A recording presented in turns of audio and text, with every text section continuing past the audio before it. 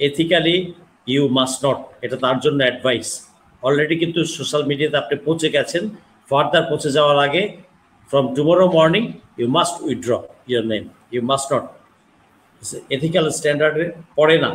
আচ্ছা, আইসিটিকে বলবো যারা বাধা দিয়ে এসেছে এক বছর প্লাস এবং সামনে দিবে, তাদের নাম নোট করুন, তাদেরকে যথাযথ সময়ে চার্জে, এটা আইসিটি আইনে আছে, আইসিটি এটা করতে হবে, এটাই জনগণের দাবি, এটা করতে হবে। কারণ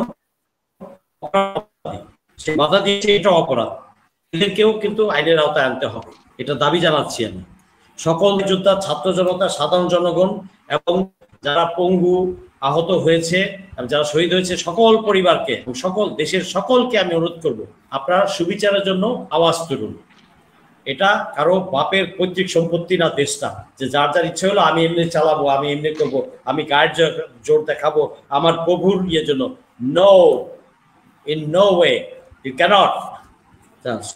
ডক্টর ইউনূসকে বলবো, নাম্বার অফ টাইম ইনসাবঅর্ডিনেশন হয়েছে, ইনসাবঅর্ডিনেশন, আমি বিস্তারিত যাচ্ছি না, ইনসাবঅর্ডিনেশন হয়েছে, should be enough to fire the required people, it should be enough to fire the required people।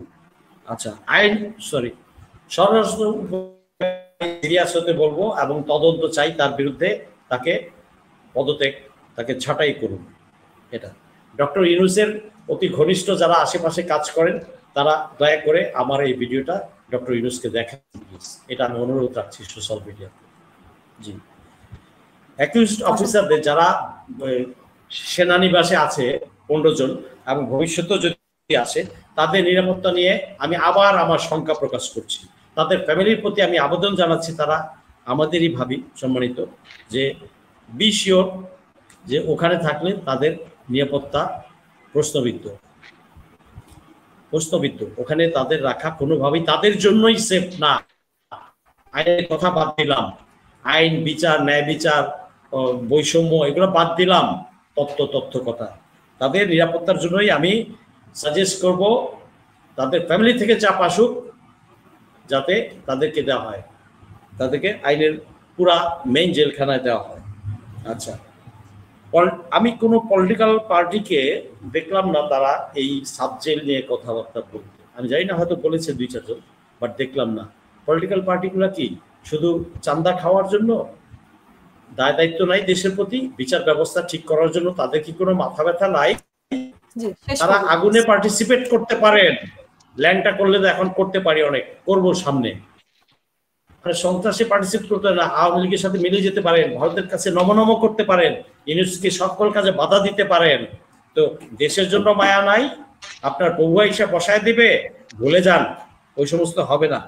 অতএব আমি সমগ্র জনগণের প্রতি আবেদন রাখবো, জেগে উঠুন, সুবিচার প্রতিষ্ঠার জন্য, আইনের শাসন প্রতিষ্ঠার জন্য আমরা আমাদের অধিকার আছে, আপনারা জেগে উঠুন, আওয়াজ তুলুন এবং অপরাধী যে অফিসারগুলো আছে তাদের নিরাপত্তা নিশ্চিত করার জন্য অবিলম্বে তাদেরকে মেইন জেলে আহ্বান জানাচ্ছি। আর আইসিটি এবং গুম কমিশনকে আমি আরো কঠোর হতে বলবো, কঠোর মানে অবিচার না, আপনি আরো আইন, যেটা অনেক সময় আইন লিনিয়েন্টলি দেখে, তারা হালকাভাবে দেখে না, নো মোর হালকা, একদম পুঙ্খানুপুঙ্খ ফলো করে যেখানে যতটুকু স্ট্রিক্ট হওয়া দরকার আপনারা স্ট্রিক্ট হন। কারণ জাতি আপনাদের দিকে তাকিয়ে এবং পুরা জাতি আপনাদের সাথে আছে, পুরা জাতি আইসিটির সাথে আছে, গুম কমিশনের সাথে আছে।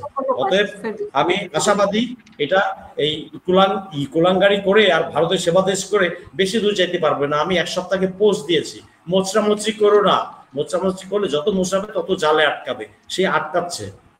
অতএব এত সোজা না, এত সহজ না, আইন কোনোভাবেই কেউ পারবেন না, এটা আমি নিশ্চিতভাবে বলতে পারি। আর ডক্টর ইউনূসের কাজ করে আমি শিওর ইজ এ ভেরি উঁচু মাপের মানুষ, বাট ওনার ল্যাকিংস গুলা উনি অসংখ্য ধন্যবাদ।